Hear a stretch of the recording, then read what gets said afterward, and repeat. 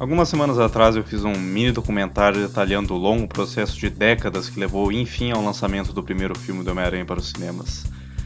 Também foram os vídeos que chegaram mais perto de não flopar no canal. Foi uma longa jornada repleta de ideias estranhas, executivos desentendidos e roteiros bizarros, mas esses mesmos elementos não ficaram ausentes depois do lançamento do primeiro filme.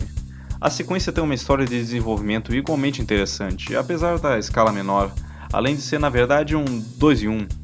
Pasmem, o desenvolvimento de Homem-Aranha 2 está diretamente ligado com a duologia O Espetacular Homem-Aranha. Não estou falando só em ter algumas ideias parecidas, não. Partes significantes de um dos roteiros foram recicladas palavra por palavra. Então vamos dar uma olhada mais a fundo nesse processo e se você achar interessante, pense em deixar um joinha no vídeo, se inscrever, compartilhar com seus amigos, pipipipopopó. Senhoras e senhores, seus cintos de segurança. Como já é bem documentado, o desenvolvimento do segundo filme começou imediatamente depois da conclusão do primeiro. A dupla Alfred Gough e Miles Miller foi contratada em abril de 2002, um mês antes do lançamento do primeiro filme, para escrever um roteiro para uma sequência. Se você assistiu meu vídeo sobre os projetos cancelados do Homem de Ferro, deve se lembrar deles. O diretor Sam Raimi tinha a intenção de abordar uma temática mais pessoal, com a origem já fora do caminho, entrando mais a fundo na cabeça de Peter Parker, Mary Jane e a Tia May. A coisa frustrante é que não se sabe quanto Gough e Miller escreveram, se foi um rascunho de roteiro completo ou só um esboço de história. Também não temos muitos detalhes do conteúdo. O que mais se fala dessa versão é que incluiria o Lagarto, Dr. Octopus e Gata Negra, uma informação que na época veio da própria Kirsten Dunst, atriz da Mary Jane. Artes conceituais foram feitas para esses três. Na edição de junho de 2002 da revista Wizard, Dunst deu um pouco mais de detalhes sobre isso, afirmando que Mary Jane teria um namorado novo e Peter estaria com a Gata Negra. Também teoriza-se que essa trama com a Gata Negra foi reaproveitada para o jogo do filme, mas não se sabe se foi mesmo ou é apenas uma coincidência. Os outros vilões escolhidos são interessantes porque já tinham sido propostos em algum momento do desenvolvimento do primeiro filme. O Dr. Octopus era uma escolha constante em várias fases do projeto, e o Lagarto foi proposto por Albert Pyun inicialmente. Mais tarde, em junho, foi anunciado que o escritor David Coep se juntaria ao projeto, após ter sido um dos roteiristas do filme anterior. Coep iniciaria do zero com seu próprio roteiro, para que fosse refinado depois por Gough e Miller. No dia 14 de junho de 2002 foi revelado pela Columbia Pictures um logotipo provisório para o filme, com uma pequenina diferença no título, um numeral romano, tipo Homem-Aranha II. Mas o título mudou pouco tempo depois para The Amazing Spider-Man, ou melhor, O Espetacular Homem-Aranha. Essa mudança deve ter ocorrido em algum momento antes do dia 11 de julho de 2002, pois é essa data que consta no primeiro roteiro publicamente disponível do filme. E olha, esse é interessante. O título não é a única coisa em comum com os filmes estrelando Andrew Garfield. Como é o caso para os roteiros do primeiro filme, os rascunhos escritos por David Coeb estão disponíveis no site dele, davidcoeb.com. Tem mais ou menos 3 rascunhos do roteiro, os 2 primeiros sendo de 11 e 12 de julho de 2002, contendo apenas umas revisões de diálogo e de ordem de cenas da segunda versão. O terceiro tem data de 15 de fevereiro de 2012, o que é estranho, mas eu vou falar disso depois. O roteiro começa com uma narração de Peter como introdução, levando a uma cena no aniversário de 21 anos dele da casa da Tia May. Essa cena ainda é bem diferente do que acabou no filme finalizado, mas já temos algumas semelhanças. Começamos com a Tia May mostrando fotos de Peter quando era criança para Harry e Mary Jane, e depois temos aquela conversa entre Peter e Harry sobre o Homem-Aranha. Eu acho interessante que aqui o Peter sugere ao Harry que o Duende Verde pode ter matado Norman, mas ele insiste em culpar o Aranha, um diálogo que eu acho que deveria ter sido mantido, porque sempre achei mal abordada essa trama no filme, com o Peter simplesmente ficando com cara de bunda sempre que o Harry entra no assunto. Temos a cena de Peter e Mary Jane conversando, mas ainda bem diferente. Ela conta que está ficando com outro cara e dá a entender que já suspeita que Peter é o Homem-Aranha. Isso vai ficando mais claro no decorrer do roteiro, e ela fica cada vez mais irritada com ele por manter o segredo. A Tia May vai entregar um envelope com um presente para o Peter, mas diferente do filme final, não é dinheiro. É um presente dos pais falecidos dele, Richard e Mary Parker. May explica que eles deixaram o envelope e deram instruções para que Peter o receba quando fizesse 21 anos.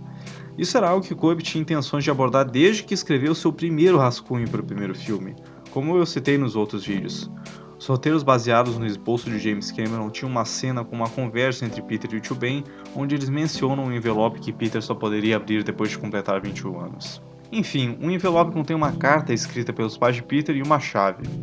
A carta explica que eles não eram cientistas comuns que trabalhavam no Departamento de Defesa dos Estados Unidos, trabalhando secretamente em um projeto de gerador de energia junto com um terceiro cientista, usando tecnologia neogênica. E olha, neogênica não é algo que existe no mundo real, pelo menos não que eu saiba ou que tenha conseguido encontrar informações a respeito, e o nome foi usado no desenho animado dos anos 90 para as experiências genéticas que davam origem aos super-humanos com poderes de animais. Nesse roteiro significa o uso de células humanas como fonte de energia ou alguma doideira do tipo. Sei lá, não sou de exatas. Peter usa a chave contida no envelope para retirar uma caixa de um compartimento no Banco Nacional, contendo o que o roteiro chama de refrator de imagem, mas descreve como um dispositivo cristalino no tamanho de um ovo e parecido com uma pedra. É praticamente a mesma coisa que a bolinha de trítio do filme finalizado. Peter então esconde o refrator dentro do mastro da bandeira do edifício Empire State, então vai enfrentar um ladrão de carro na rua até que aparece um capitão da polícia ameaçando prender o Homem-Aranha. Então Peter chega atrasado na aula do Dr. Connors, que ensina microbiologia, como nos quadrinhos, e não física, como no filme finalizado, e recebe uma bronca dele. Lá somos introduzidos a uma colega de classe de Peter, Gwen Stacy. Depois da aula, Peter pergunta ao Dr. Connors sobre neogênica, e o professor diz para procurar o Dr. Octavius, citando também que Octavius foi responsável pelo projeto de aranhas geneticamente modificadas. Enquanto isso, no Clarim Diário, depois de uma breve aparição de Eddie Brock, Harry Osborn conta a J. Jonah Jameson que vai oferecer uma recompensa de $10 milhões pela identidade do Homem-Aranha. Então Peter vai visitar o Dr. Octavius. Na sua cena de introdução já vemos os tentáculos mecânicos do Dr. Octavius. Peter visita o doutor e descobre que ele era o terceiro cientista que trabalhou com seus pais, e que eles foram assassinados por um espião soviético chamado Mão Negra. Octavius conta uma ladainha de que ficou triste, que tenta continuar o trabalho deles e descobre como fazer o gerador de energia funcionar sem um refrator, mas quando Peter mostra o refrator, Octavius revela que era tudo mentira sobre o tal Mão Negra e que foi ele mesmo quem matou Richard e Mary Parker. Na verdade ele fala James Parker, mas mais tarde é usado o nome certo, então ou Coeb se esqueceu na hora e não percebeu depois nas revisões, ou a intenção era que Octavius nem lembrasse do nome dos colegas mesmo. Octavius tenta atirar em Peter, que escapa pulando pela janela e o doutor acredita que conseguiu eliminá-lo. Com sangue nos olhos, Peter se veste de Homem-Aranha e ataca Octavius em seu laboratório, causando um acidente que funde os tentáculos mecânicos ao corpo de Octavius. Também durante a luta, os poderes do Homem-Aranha começam a falhar. Peter então vai visitar a Tia May, bravo por ter descoberto que seus pais foram assassinados e ele não sabia. Tão bravo que ele até se recusa a beber leite. Parece bobice, mas isso realmente vai ser relevante depois. Temos então uma conversa entre Peter e Harry sobre Gwen, e Harry começa a pensar que Peter está envolvido com o Homem-Aranha de alguma forma. Peter vai conversar com o Dr. Connors sobre as aranhas, tentando entender o que está acontecendo com seus poderes, e Connors conta que as aranhas foram um fracasso porque acabaram perdendo os poderes. Gwen aparece e ela e Peter acabam marcando um encontro. Enquanto isso, no hospital, o Dr. Octopus jura vingança contra o Homem-Aranha. Peter e Gwen jantam juntos com uma figura misteriosa os observando de longe e depois visitam Mary Jane numa gravação de novela, ficando com aquele climão entre os três. Jameson tem aquela cena com Hoffman inventando um nome para o Dr. Octopus, com o diálogo quase igual, incluindo a referência ao Doutor Estranho, só com o contexto sendo diferente. Peter, frustrado, jura encontrar o Dr. Octopus, mas não antes de ir jantar com a família da Gwen. Eu não entendo porque ele do nada simplesmente começa a sair e namorar com outra garota depois de dar um fora na MJ por causa do lance de Homem-Aranha e tal. Chegando para o jantar, Peter conhece os irmãozinhos de Gwen e o pai dela, George, que é o mesmo capitão de polícia que apareceu mais cedo tentando prender o Homem-Aranha. Acho que vocês já imaginavam isso. Durante o jantar, Peter e George acabam discutindo sobre o Homem-Aranha e como ele atrapalhou uma investigação de uma quadrilha de ladrões de carro. Se isso parece familiar, é porque essa cena foi reciclada no filme com Andrew Garfield. E não é só um conceito parecido ou coincidência, o diálogo é quase igual mesmo. O Dr. Octopus se encontra com Harry Osborn, aparentemente tendo feito um acordo para recebê-lo no laboratório para construir o gerador de energia com um refrator, mas então Harry mostra que tinha contatado o FBI e eles tentam prender o Octopus. O Dr. foge, mas Harry acaba ficando com o refrator. Peter e MJ estão discutindo, e ela conta que não tinha um namorado novo e só estava tentando deixar ele com ciúmes, e quando está prestes a perguntar se ele é mesmo Homem-Aranha, o Homem-Aranha aparece por perto, fazendo ela desistir. Só que na verdade é um artista de rua muito bom em acrobacias que Peter tinha contratado para aparecer vestido de aranha no meio do encontro com Mary Jane. Ela descobre isso quando o Dr. Octopus aparece bem na hora e o aranha falso tenta fugir e leva uma surra. O Homem-Aranha real aparece, enfrenta o Octopus e o Capitão Stacy também entra em cena. Em uma cena bem parecida com os quadrinhos, a luta entre a Aranha e o Octopus chega ao topo de um prédio, onde escombros caem e esmagam o Capitão Stacy quando ele tenta salvar uma criança. Os poderes do Homem-Aranha estão falhando durante a luta e ele não consegue salvar o Capitão. Gwen vê tudo isso e culpa o Homem-Aranha, que consegue falar com o Capitão, que percebeu que Peter é o Aranha e fala para ele cuidar de Gwen. O Clarim Diário culpa o Homem-Aranha pela morte do Capitão Stacy, chamando ele de assassino de policial em uma manchete. Peter consola Gwen no funeral enquanto ela fala mal do Homem-Aranha e depois volta para casa sozinho, seguido pela figura misteriosa. Ele começa a se vestir de Homem-Aranha e a figura vê isso, então descobrimos que é Harry Osborn. Ele fica doido e começa a alucinar seu pai falando com ele no banco de uma praça. Só que depois de uma tentativa frustrada de salvar alguém que na verdade não estava em perigo, Peter reflete sobre tudo o que aconteceu e decide deixar de ser o Homem-Aranha, queimando seu traje. Mais tarde, Peter, Gwen, Mary Jane, Eric, um ator que trabalha com ela, Harry e uma modelo chamada Stephanie se encontram em um restaurante. Harry anuncia que vai se casar com Stephanie, espantando os outros com um anúncio repentino, e ele manda algumas indiretas para Peter e então o convida para ser padrinho de casamento. Dr. Octopus tenta vender o refrator para um terrorista estrangeiro, mas descobre que está com um falso e que o verdadeiro está com Harry, então planeja atacá-lo durante o casamento. Em sua mansão, Harry fala com a alucinação de Norman no espelho e descobre a sala secreta do Duende Verde. No casamento, o Dr. Connors e sua esposa comparecem, e ele conta a Peter que a solução para o problema das aranhas é que elas deveriam consumir mais cálcio. Ou seja, Peter estava perdendo os poderes porque não bebeu leite o suficiente. Peter também conversa com Mary Jane e ela dá um sermão bem justo nele, avisando para não machucar Gwen como fez com ela. Ele tenta começar a fazer uma confissão para Mary Jane, só que o Dr. Octopus aparece para atacar o casamento bem na hora. Peter então vê uma criança com um copo de leite, pega o copo e bebe o leite para recuperar os poderes e enfrentar o Dr. Octopus. Mas ele não tem mais o traje, então sai do salão para procurar uma loja de fantasias, e temos uma cena reciclada dos roteiros baseados na versão de James Cameron, onde Peter compra uma fantasia de Homem-Aranha para usar. Em uma versão dessa cena nos roteiros anteriores do primeiro filme tínhamos uma referência ao Wolverine, mas agora além dele aparecem fantasias do Surfista Prateado e Demolidor também. O Homem-Aranha salva Harry do Dr. Octopus e eles têm uma longa batalha final, incluindo uma sequência em cima de um trem. A polícia acaba se envolvendo no conflito e no final o Dr. Octopus é preso. Em um gancho para o próximo filme, Harry passa pelo processo de soro de doente, e Peter depois encontra Mary Jane no estúdio de TV e tenta confessar que ama ela, mas ela não aceita ficar com ele porque ele ainda se recusa a admitir seu segredo. Então Peter vai visitar Gwen, beijando e abraçando ela enquanto pensa na MJ. E Mary Jane se encontra com Eric, beijando e abraçando ele enquanto pensa no Peter. Oh, o drama. Bem, não é um roteiro horrível, mas é bem falho. A trama romântica é bem desengonçada, o Capitão Stacy mal aparece antes de morrer e a história é bem cheia. Peter perdendo os poderes é praticamente uma nota de rodapé.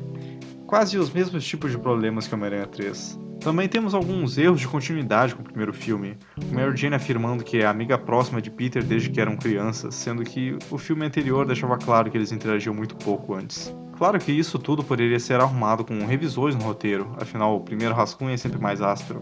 O mais interessante é o quanto esse roteiro tem em comum com a duologia espetacular. O foco nos pais de Peter, ele encontrando o cientista que trabalhou com eles, que fica pasmo a ver a semelhança de Peter com seu pai, esse mesmo cientista se tornando vilão, o assassinato dos pais sendo arquitetado por um colega deles, os diálogos desajeitados entre Peter e Gwen quando estão se conhecendo, e é claro, toda aquela cena do jantar.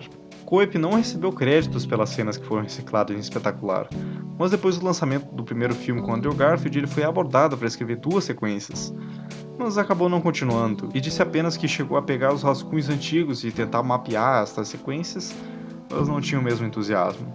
Para que será que serviu aquele rascunho com a data de 2012, meses antes do lançamento do primeiro Espetacular?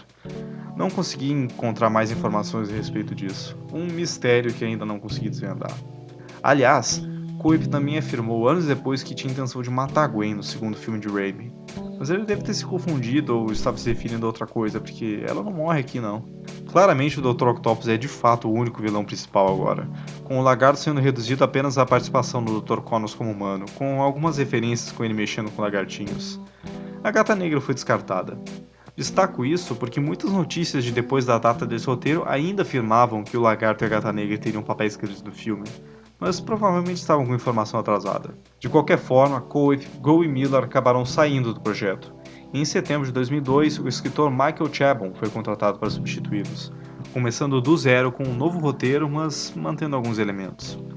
Ele é primariamente um escritor de livros, apesar de também ter experiência como roteirista, e foi responsável por obras como Garotos Incríveis, de 1995, que recebeu uma adaptação de filme em 2000, e o livro As Incríveis Aventuras de Cavaleiro Clay, de 2000, que conta a história de dois artistas de quadrinhos inspirados na história real de Jerry Siegel e Joe Shuster, criadores do Superman.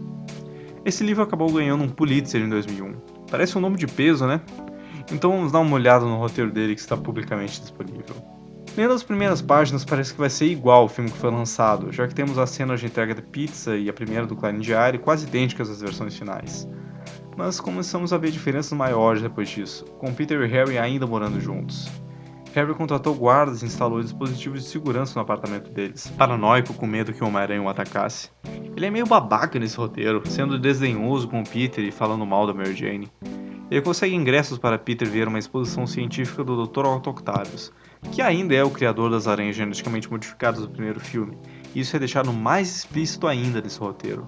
O Dr. Octopus nessa versão é bem diferente do roteiro anterior, ou da versão que acabou indo para o filme. Ele não é muito mais velho que Peter, e o seu apego aos tentáculos mecânicos é apresentado como uma espécie de vício, ainda mais com eles injetando endorfina no corpo do doutor. A exposição científica dele é dedicada aos tentáculos aqui, e o Homem-Aranha interrompe porque eles ficam fora de controle. Harry apresenta Peter a Otto, mas Peter acaba tendo que ir embora rápido para assistir a peça de Mary Jane, e até sugere que Octavius também assista algum dia. Ele iria se arrepender disso. Peter acaba chegando atrasado para a peça e temos a cena com o porteiro Snob, que informa que ele pode entrar durante o intervalo do teatro. A plateia critica Mary Jane durante a peça e quando Peter decide esperar pelo intervalo, sirenes de polícia passam por perto e ele acaba aparecendo como Homem-Aranha e descobre que o Clarim Diário pôs uma recompensa de $10 milhões pela captura dele, quando as próprias pessoas que ele salva tentam atacar ele. Com isso, Peter acaba levando tempo demais e chega atrasado para o intervalo, perdendo a peça de Mary Jane. A Tia May chama Peter para sua casa para que ele se livre de uma mosca que estava incomodando ela. Peter acaba contando sobre como ele poderia ter parado o ladrão que matou o tio Ben, e May reage tirando os biscoitos dele, jogando no lixo e expulsando ele. Ela é meio caracterizada como velha caduca, ou pelo menos a impressão que eu tive lendo o roteiro. Voltando para casa, a moto de Peter pega fogo, só para ele ter mais um pouquinho de sofrimento. Peter decide sair do apartamento de Harry por ter perdido seus empregos e Harry só fica bebendo e sendo grosso, enquanto que foi ele quem ofereceu a recompensa pelo Aranha. Peter se muda para a casa do Sr. Ditkovich, que nessa versão é só uma casa perto do rio e Ditkovich não tem aquelas cenas engraçadas presentes no filme finalizado. O Homem-Aranha não consegue fazer nada na cidade sem ser atacado e decide visitar Jameson para tentar conversar com ele, mas isso não leva a nada. Enquanto isso, o Otto Octavius decide ir mesmo ver a peça de Mary Jane. Ele acaba ficando encantado com ela, envia flores e convida ela para jantar. É isso aí, triângulo amoroso entre Homem-Aranha, Mary Jane e Dr. Octopus. Otto e MJ acabam se dando muito bem no jantar, e ele a convida para ver seus tentáculos mecânicos, e isso não é um eufemismo. Ele a leva para casa bem na hora que Peter está tentando visitar com uma flor, e Peter acaba tendo que se esconder subindo pelas paredes e ver os dois se dando tão bem. Visitando Otto em seu laboratório, Peter acaba pegando dele um chip de implante que poderia remover os poderes do Homem-Aranha. Ele decide injetar o chip e deixar de ser o Aranha, e acaba tendo um sonho com o Tio Ben, que na verdade é uma cena reciclada de um dos roteiros do primeiro filme, como eu contei nos vídeos sobre ele. Peter então pega seu traje de dentro de uma maleta com uma foto do Wolverine e joga no lixo. Um sem-teto encontra a fantasia e leva ao Clarim Diário, e depois temos a cena de Jameson vestindo o traje sozinho no escritório. Peter começa a perder mesmo os poderes e decide ligar para Mary Jane para marcar o encontro, mas ela tem planos com Otto Octavius que decide ir ao encontro usando os braços mecânicos. Os dois são assaltados e Otto usa os tentáculos para bater nos assaltantes e acaba assustando Mary Jane agarrando ela com os tentáculos. Peter está por perto, vê isso e faz um uniforme improvisado com uma camiseta de Homem-Aranha e uma máscara de esqui. O Homem-Aranha e o Dr. Octopus acabam lutando e temos a sequência no trem. Um pouco diferente nessa versão porque Peter ainda está sem todos os seus poderes, mas já temos o Aranha tendo que parar o trem desgovernado. A luta acaba causando um acidente que funde o Dr. Octopus aos tentáculos, e ele acaba desmaiando ao voltar para o laboratório. Otto diz que precisa do chip de implante, mas não tem como usar porque o Homem-Aranha roubou e não tem tempo para fazer outro. Ele decide usar o corpo do Homem-Aranha para extrair o sistema imunológico dele, ou alguma coisa assim. Mary Jane é demitida da peça e acaba indo visitar Peter para o consolo, Só que o encontro deles acaba dando errado e MJ vai embora xingando ele. Enquanto isso, o Dr. Octopus invade o apartamento de Harry e exige financiamento para fazer o experimento com o corpo do Homem-Aranha, garantindo que o Aranha vai acabar morrendo no processo, e Harry decide aceitar depois de falar com uma alucinação do seu pai no túmulo de Norman. Temos várias cenas do Dr. Octopus procurando o Homem-Aranha, incluindo uma visita a Tia May, e ela acaba visitando Peter para falar com ele e dar aquele típico discurso motivacional. Octopus sequestra Mary Jane para atrair o Aranha, e Peter retira o chip com uma faca e alicate para restaurar seus poderes. Então pega seu traje de volta no Clarim Diário. Ele enfrenta o Dr. Octopus mais uma vez e perde, e Otto chama Harry para o laboratório. No laboratório, o Octopus coloca o Homem-Aranha em uma mesa de extração de medula espinhal. Harry chega no laboratório e Mary Jane está lá como refém. Otto tira a máscara do Homem-Aranha e todos veem que ele é Peter. Mary Jane acaba convencendo Otto a não matar Peter e ele simplesmente decide destruir o laboratório por isso. Peter salva Mary Jane dos escombros, Harry também escapa e o Dr. Octopus morre no rio. Depois Harry alucina com seu pai mais um pouco e descobre a sala secreta do Duende Verde. Peter e Mary Jane têm uma conversa final e acabam juntos, e o roteiro termina com a típica narração. É um roteiro bem estranho e desengonçado, tem alguns diálogos bem ruins também. Meu maior problema com ele é que os personagens são retratados de forma bem desfavorável. O Harry é um cuzão alcoólatra, a Tia May é uma velha caduca, a Mary Jane xinga o Peter de pobre, etc. Fora que o final é bem fraco. O Homem-Aranha perde, aí a Mary Jane fala umas coisinhas pro Otto e ele simplesmente decide destruir o laboratório e morrer. Pelo menos o Peter não perde os poderes por não ter bebido leite. Em janeiro de 2003, Chabon anunciou que seu roteiro estaria sendo reescrito, mesmo depois de ter enviado uma revisão. Sam Raimi queria que a temática do filme de explorar o conflito interno de Peter Parker entre sua responsabilidade e seus desejos tivesse mais foco e fosse mais aprofundada, além de querer uma interpretação diferente do Dr. Octopus, apresentando seu conflito como focado em salvá-lo de seus próprios demônios em vez de um confronto de mocinho e vilão, como um contraste com o Duende Verde do primeiro filme, que era uma figura explicitamente antagônica. Junto com o escritor Alvin Sargent, que já tinha dado uma mãozinha no roteiro do primeiro filme, Raimi analisou os roteiros já enviados para escolher o que manter, o de Alfred Gough e Miles Miller, o de David Cope e o de Michael Chabon. Determinando as melhores partes de cada um e que mudanças seriam feitas, Sargent teve a tarefa de escrever um roteiro final. E você já deve ter percebido que partes permaneceram de cada roteiro. Chega até a ser bem impressionante como o filme acabou sendo uma mistureba de roteiros diferentes, mas ainda é bem coeso. Só que eu sempre achei que o comportamento do Dr. Octopus do filme é inconsistente, então esse copia e cola de roteiros explica bastante. Mas em geral, Alvin Sargent fez um bom trabalho. Homem-Aranha 2 foi lançado em 30 de junho de 2004 nos Estados Unidos e foi um sucesso de bilheteria e crítica, sendo considerado até hoje um dos melhores filmes do gênero. Alvin Sargent recebeu crédito como roteirista, com Alfred Gough, Miles Miller e Michael Chabon sendo creditados pela história. David Cope acabou não sendo creditado no filme, mesmo tendo contribuições presentes, e não sei como foi resolvido isso. Mas enfim, apesar dos desafios com as propostas e roteiros diferentes, deu tudo certo, e como sempre, o resto é história. Pega eles, meu gato. Você gostaria de ver um vídeo assim sobre a evolução dos roteiros de algum outro tipo de filme? Não tenha medo de deixar uma sugestão nos comentários. E se não for muito incômodo, eu agradeço quem demonstrar um pouquinho de apoio curtindo o vídeo, se inscrevendo no canal e compartilhando por aí, já que o canal iniciante é sempre uma dificuldade de ir pra frente. Muito obrigado por assistir e até mais!